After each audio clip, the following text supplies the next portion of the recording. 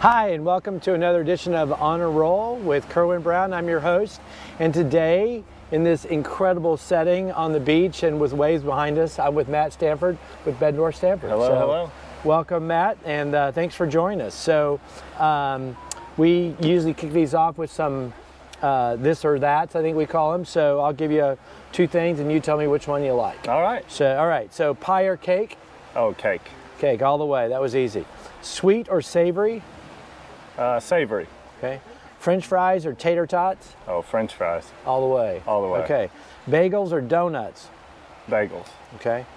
And you live in a small town, so is there a great baked good place there in town that you go and get something good to eat?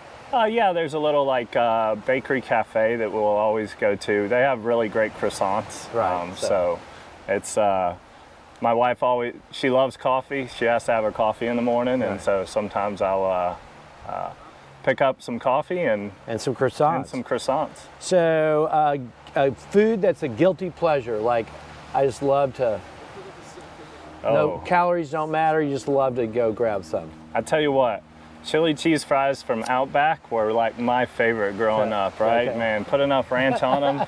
I mean, you'd have to work out for a week, a month and a half after that, right? To just burn off those calories. So that's a guilty pleasure. That was perfect. So we like to talk a little bit about path to baking. So definitely grew up in the business. Your grandfather, we'll talk a little bit about that. But you talked about you knowing kind of from an early age that this was sort of what you wanted to do. So. Yeah. So I love engineering. So I'm an engineer at heart, and I love building things and putting things together and solving problems.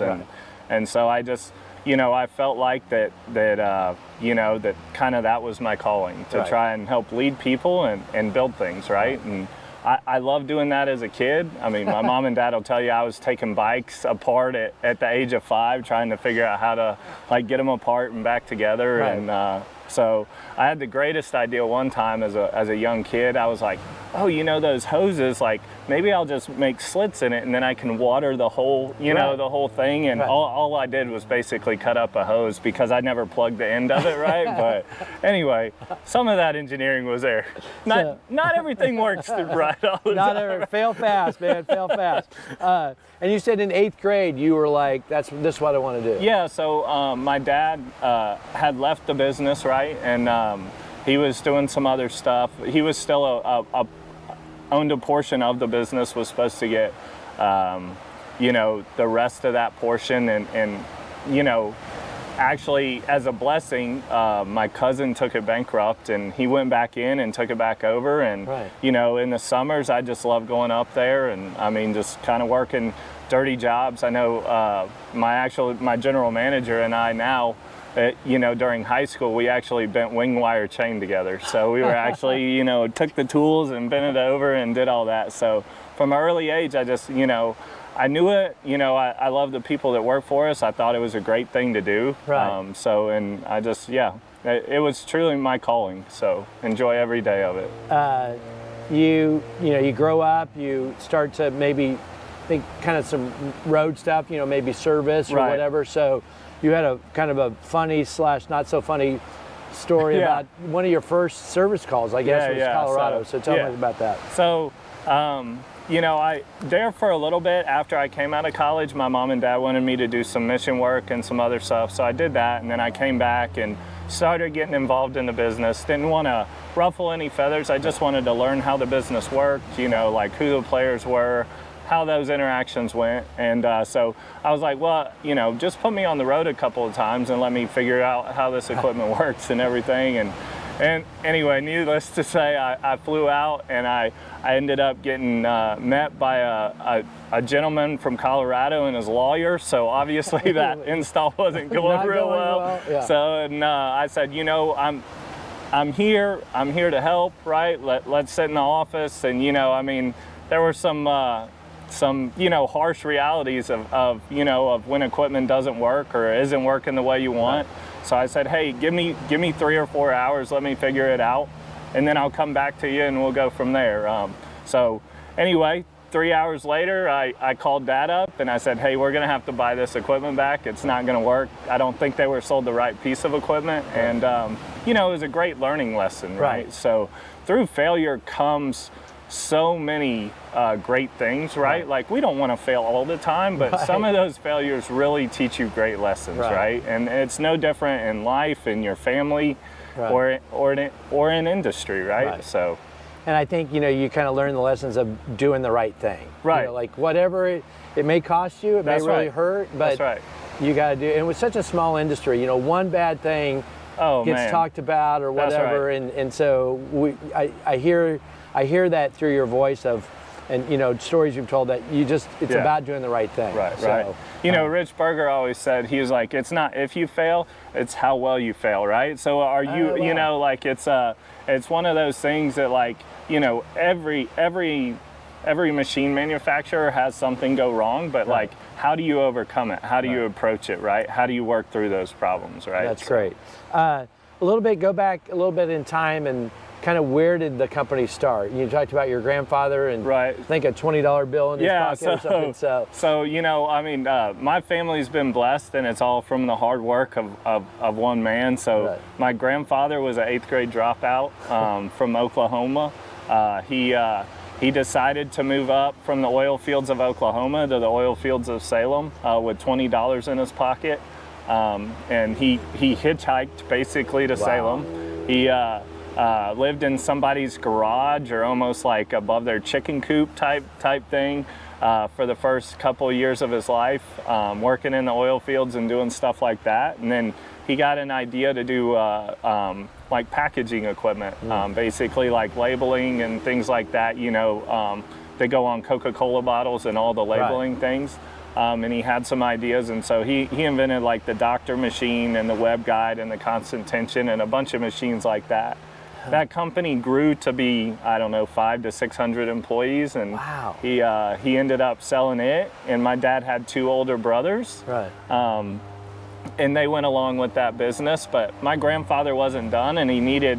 My dad is, I think, his closest brother was 17 years older than him, so he wanted a business to leave for his youngest son, and you know, and so he went up to Bettendorf, Iowa, and they were selling their blade division, and he went up and, you know, looked at it and said, hey, this is something I can do. I can write this business off and travel around the U.S. and meet people and see people. And so he bought the blade division and moved it to Salem, Illinois afterwards. So took some of the people from Stanford Engineering, which was paper processing and converting business, and basically like started a new business. Started all over. So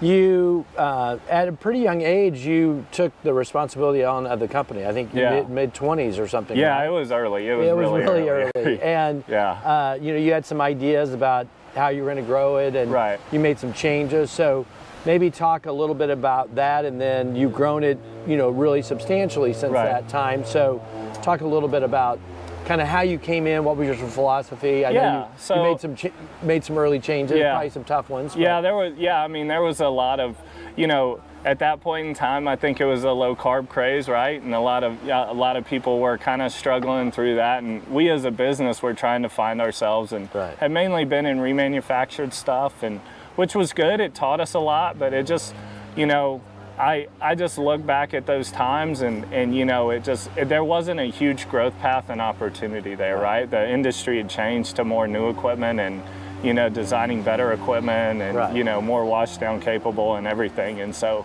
I just, you know, I loved solving problems, and I loved, you know, designing equipment. And so what I figured we would do is I would start kind of from the ground up.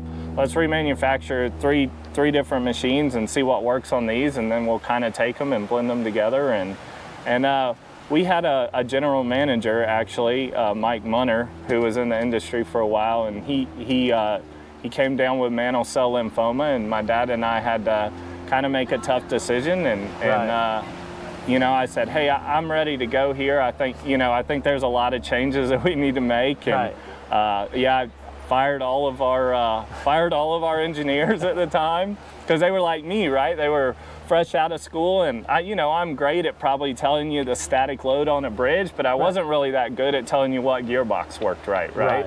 So we needed some of those engineers, and that's kind of what we went for, those experienced guys that knew and kind of knew how to make stuff work and run, and we didn't need to know static loads necessarily on everything, right? So you definitely have grown through relationships. Again, small industry relationships count.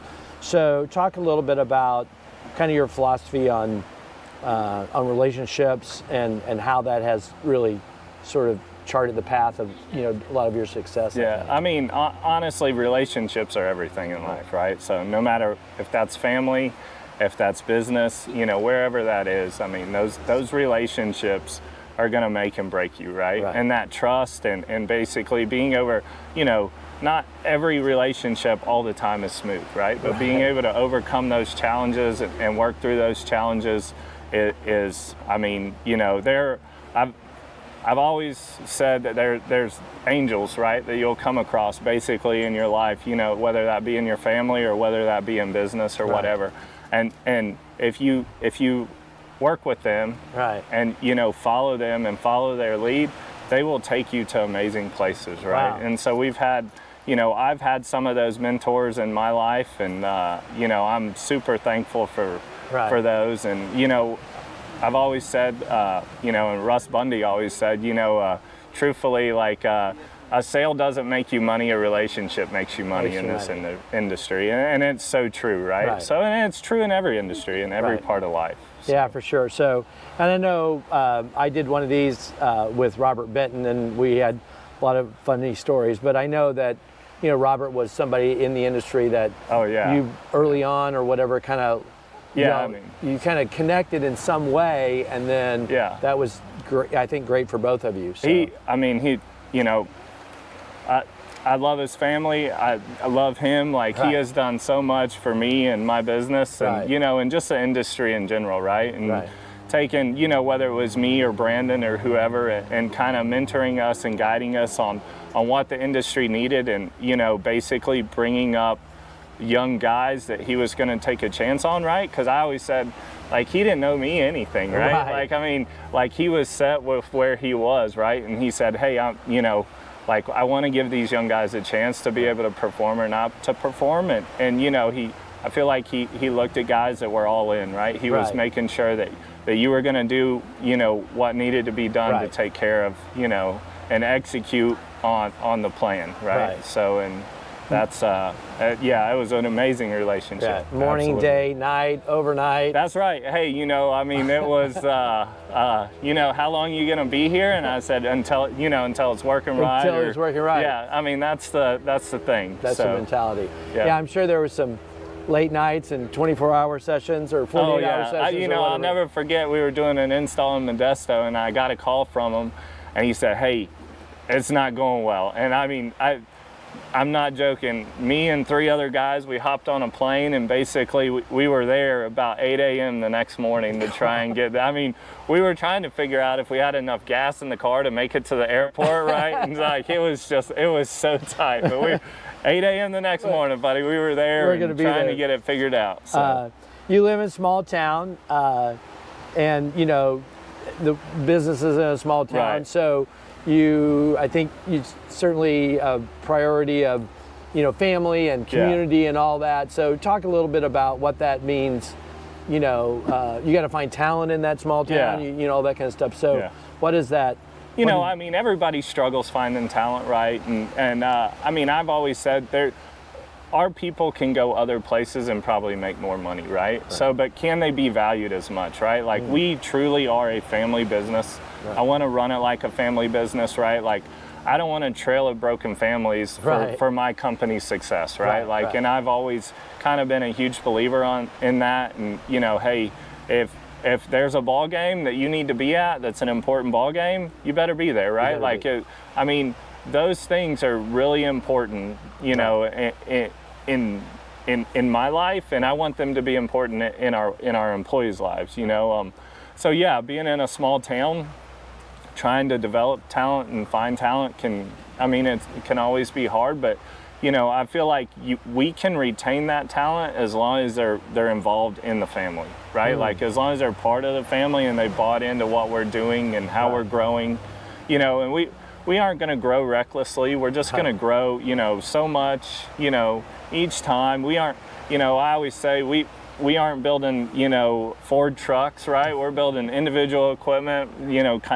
a lot of it can be pretty custom and everything, and just finding those people. Now some of them we've gone as far as California to move them to Salem, so we lied to them, brought them there in the summer and told them it never got cold. It never got cold. It is perfect all year long. Right. But no, I mean, they, and they've come and they've bought into the system and what we're trying to do, and and they bought into the leadership, right? And saying, hey, we want to give our people those opportunities. Right. So and then in the community, just in general, right, giving back, right? So I think, life is about teaching and coaching and training and, and stuff like that. And so I coach my girls' soccer team, right? Love doing that. Right now we're trying to build a soccer complex. I learned more about grass in the past, probably 4 months than I care to deal with, right? So, but, we're slowly getting through those things, and really, being able to coach kids and just coach people, right? Is something that's, I've always said, you look back and you say, okay, well, who won the Little League championship, when you were a kid, or, whatever the case is, and nobody knows, right? But who taught you how to swing a bat? Who taught you how to score your first goal, right? Like, who are coaches that were influential in your life? And that's, that's what you want to be, right? As, the true legacy we leave behind is not going to be the amount of money or anything like that, right? It's like, how many people's lives did you affect, right? And that, I was going to ask the legacy question, but that is the legacy. It's like, how did you impact them? Did you motivate them? Did you get them to